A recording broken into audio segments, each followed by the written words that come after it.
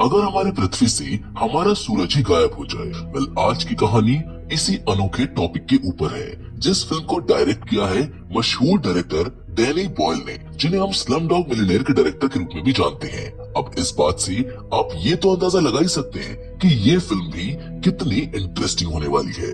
Hollywood silver screen presenting sunshine. तो कहानी की शुरुआत होती है फ्यूचर में साल 2057 से, जहां हमारा सूरज दिन प्रतिदिन अपनी रोशनी खोता जा रहा है, जिससे पूरी पृथ्वी अंधेरे में डूबती जा रही है।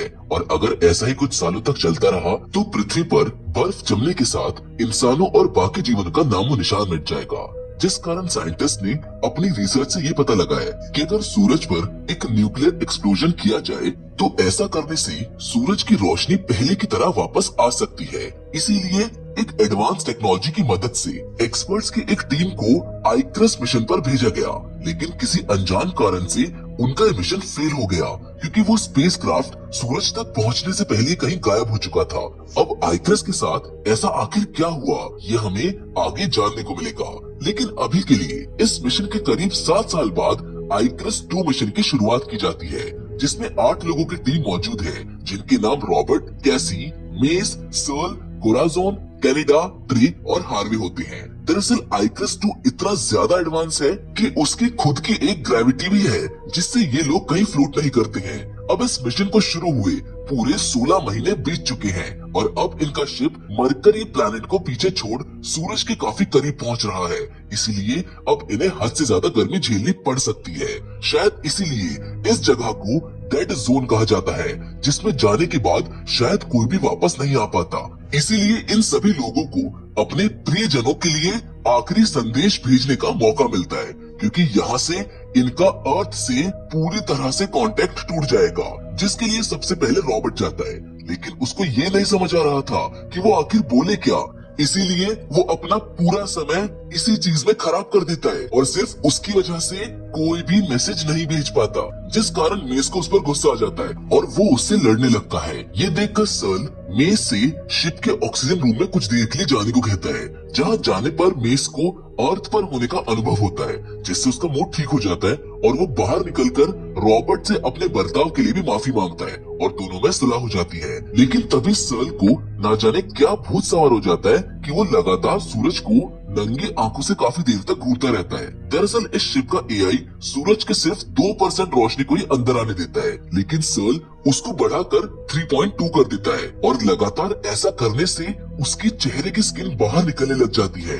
इसी बीच अब जब उनका शिप मरकरी प्लैनेट से काफी करीब होकर गुजर रहा होता है तो उन्हें अचानक से आइक्रस 1 से कुछ सिग्नल्स मिलते हैं, जो कि काफी असंभव था, क्योंकि अगर उनको ये सिग्नल्स रिसीव हो रहे थे तो इसका साफ मतलब है कि आइक्रस 1 में अभी भी कोई जिंदा बचा हुआ है। जिस पर कोराजन बोलती है कि ऐसा सिर्फ एक ही सूरत में हो सकता है, जब वो जिंदा बचा शख्स उसके ऑक्सीजन रूम में हो। इसीलिए अब इनको ये डिसाइड करना था कि ये लोग अपने मिशन को अंजाम दे या फिर आइक्रस 1 तक जाएं। मेस आइक्रस 1 की तरफ जाने के सख्त खिलाफ था, क्योंकि ऐसा करने से उनके साधनों के साथ साथ समय का भी नुकसान होगा।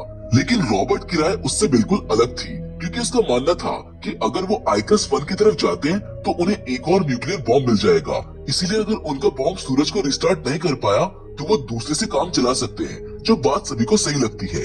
इसीलिए अब ट्रे वहां तक पहुंचने की ट्रेजेक्टरी इक्वेशन बनाने में लग जाता है, जिसमें उससे एक बहुत बड़ी गलती हो जाती है। उसमें वो एक ऐसे फैक्टर को इस्तेमाल करना भूल गया था जिसकी वजह से उनके शिप के कई सारे पार्ट्स सूरज की गर्मी से झुलस जाते हैं, क्योंकि जैसे जैसे वो आइक्रस 1 की तरफ बढ़ रहे थे वैसे वैसे सूरज की हीट बढ़ती जा रही थी, जिस कारण ट्रे को अपने की पर काफी बुरा लगता है। और अब क्योंकि शील्ड पैनल्स डैमेज हो चुके थे, इसीलिए कनाडा और रॉबर्ट स्पेस वॉक करते हुए उसको रिपेयर करने के लिए जाते हैं और कैसी शिप के अनशील्डेड हिस्से को सूरज की तरफ मोड़ देती है, जिससे इनके सामने एक नई मुसीबत खड़ी हो जाती है। दरअसल जब अनशील्डेड हिस्सा सूरज की तरफ किया जाता है तो उसकी गर्मी के कारण वो हिस्सा जलने लगता है और आग शिप के कम्युनिकेशन सेंटर से होते हुए ऑक्सीजन रूम तक पहुंच जाती है, जिसके कारण पूरा शिप धीरे धीरे तबाह होने लगता है। और इस तबाही को रोकने के लिए ये लोग वहाँ की सारी ऑक्सीजन को छोड़ने का फैसला करते हैं, लेकिन ये देखकर शिप का एआई उसका सारा कंट्रोल खुद के पास ले लेता है और उसके अनशील्डेड पैनल को वापस घुमाने लगता है, जिससे कनाडा और रॉबर्ट की जान को खतरा था। इसीलिए कैसी एआई से कंट्रोल अपने पास वापस लेने की कोशिश करती है, जिस पर एआई उसको बताता है कि अगर उनका एक और साथी इसकी रजामंदी देता है तो वो ऐसा कर पाएगी, जिसके लिए वो मेस को राजी करने की कोशिश करती है, पर मेस इसके खिलाफ होता है। इसीलिए वो अब शिप की इस हालत और सारी परिस्थिति के बारे में कनाडा को सब कुछ विस्तार से समझाता है और बताता है, जिस पर कनाडा इस पूरी जिम्मेदारी को अपने सर पर लेते हुए वो रॉबर्ट को वहाँ से निकल जाने के लिए कहता है। फिर वो धीरे धीरे उस हिस्से को रिपेयर करने में कामयाब हो जाता है, मगर तब तक वो हिस्सा उसके साथ सूरज के सामने कर दिया जाता है, जिस कारण कनाडा सूरज की गर्मी में जलकर मारा जाता है, जिससे अभी तो इनकी जान बच जाती है, लेकिन अब इनके सामने एक नई मुसीबत खड़ी हो जाती है। दरअसल इस दौरान उन्होंने जो ऑक्सीजन बाहर निकाल दी थी, इस कारण इनके पास अब ऑक्सीजन की कमी हो गई थी, इसीलिए इनको अभी आइकरस वन को ढूंढना जरूरी हो गया था। दूसरी ओर ट्रे अपनी गलती से काफी ज्यादा परेशान था, जिस कारण उसकी मेंटल कंडीशन बिगड़ती जा रही थी, यहाँ तक कि उसने कई बार खुद को मारने की कोशिश भी की, जिस वजह से सभी ने उसको एक दवा के जरिए बेहोश कर दिया। जिसके बाद अब हम आगे देखते हैं कि इन लोगों ने आखिरकार आइकरस वन को ढूंढ ही लिया। इसीलिए मेस, हार्वे, रॉबर्ट और सर्ल उसके अंदर जाते हैं, जहाँ उनको दिखता है कि इस शिप का ऑक्सीजन रूम एकदम सही सलामत है और साथ ही यहाँ पर खाने पीने की चीजों की भी कोई कमी नहीं थी। लेकिन तभी इन्हें इस शिप के कैप्टन पिन बेकर की वीडियो देखने को मिलती है, जिसको देखकर सभी काफी ज्यादा हैरान हो जाते हैं, क्योंकि उसमें कैप्टन ये कह रहा था कि वो सूरज को कभी रिस्टार्ट नहीं होने देगा, क्योंकि उसका ये मानना था कि ये सब भगवान की मर्जी से हो रहा है। वो पृथ्वीवासियों को उनके कर्मों की सजा देना चाहता है। अब इस वीडियो को देखने के बाद ये लोग आगे बढ़ते हैं, जहाँ इनको व्यूइंग रूम नजर आता है, जिस जगह से सूरज को देखा जा सकता था। वहाँ पर इन सभी को बाकी के क्रू मेंबर्स की लाश मिलती है, जो कि पूरी तरह से झुलसी हुई थी, जिससे सभी को समझ आ चुका था कि पक्का किसी ने यहाँ का फिल्टर ऑफ कर दिया होगा, तभी इनकी ये हालत हो चुकी थी।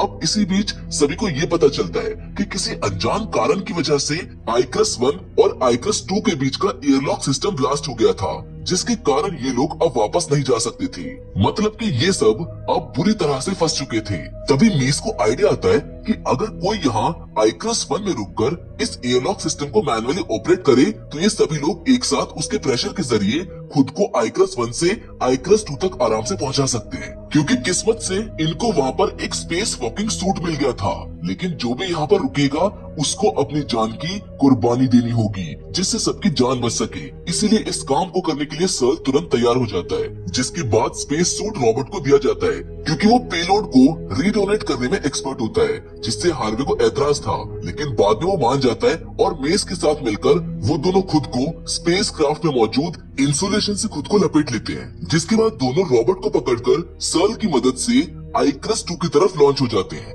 जिस बीच मेस और हार्वे की पकड़ छूट जाती है। लेकिन सही समय पर रॉबर्ट मेस को पकड़ लेता है, पर वो हार्वे को नहीं बचा पाता, जो कि खाली स्पेस में ठंड की वजह से तुरंत ही जम जाता है। फिर स्पेसक्राफ्ट से टकराने के कारण उसके शरीर के कई सारे टुकड़े हो जाते हैं। वहीं दूसरी ओर सर्ल भी आइकरस 2 के हटने के कारण सूरज की रोशनी के एकदम सामने आ जाता है, और वो अपनी मौत के इस अंतिम समय में भी सूरज को देखते हुए पूरी तरह से झुलसकर मारा जाता है। जिसके बाद हम आइकरस 2 में कोरिजन को देखते हैं, जो कि अपनी कैलकुलेशन के मुताबिक बताती है कि अब उनके पास सिर्फ 4 लोगों के जिंदा रहने लायक ऑक्सीजन मौजूद है और वो लोग 5 हैं। इसीलिए अब एक और आदमी का बलिदान देना होगा ताकि ये मिशन पूरा हो सके।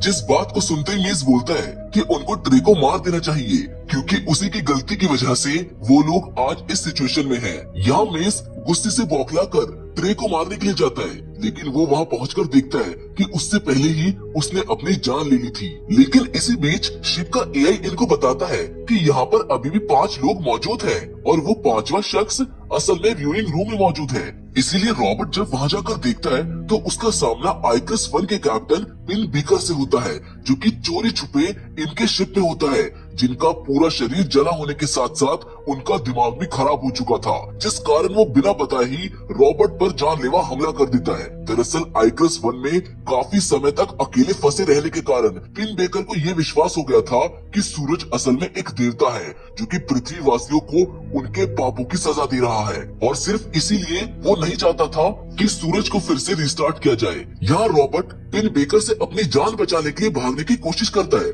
लेकिन आखिर में पिन बेकर उसे स्पेस सूट रूम में बंद कर देता है। फिर वो जाकर मेन फ्रेम कंप्यूटर सर्वर को बंद कर देता है ताकि इनका मिशन पूरा ना हो सके। इसके बाद वो कैसी की जान के पीछे पड़ जाता है। जिस बीच मेस अपनी जान को जोखिम में डालकर मेन फ्रेम कंप्यूटर सर्वर को फिर से चालू करने की कोशिश करता है, जहाँ कूलेंट की वजह से वो बुरी तरह से ठंड के कारण तड़प रहा होता है, जिस दौरान उसको बंद करने के चक्कर में उसका पैर मशीन में फंस जाता है। हालांकि वो उसे दोबारा स्टार्ट करने में सफल हो चुका था, लेकिन फंसे होने के कारण अब धीरे धीरे उसकी जान जा रही थी। यहाँ हम पहली बार मिस को अपनी जान के बिना कोई परवाह किए कुछ अच्छा काम करते हुए देखते हैं। मतलब कि उसके अंदर अब बदलाव आ रहा था, इसीलिए वो किसी तरह से रॉबर्ट से संपर्क करके उसको बोलता है कि उसे कैसे भी करके आजाद होना होगा और पेलोड को शिप से लॉन्च करना होगा। इसीलिए अब रॉबर्ट के दिमाग को वहाँ से आजाद होने का एक खतरनाक प्लान सूझता है। वो स्पेस सूट पहनकर वेल्डिंग टॉर्च की मदद से आउटर एयरलॉक डोर में एक होल कर देता है, जिससे काफी तेज प्रेशर क्रिएट हो जाता है। यहाँ रॉबर्ट खुद को मेटल रॉड की मदद से रोक लेता है,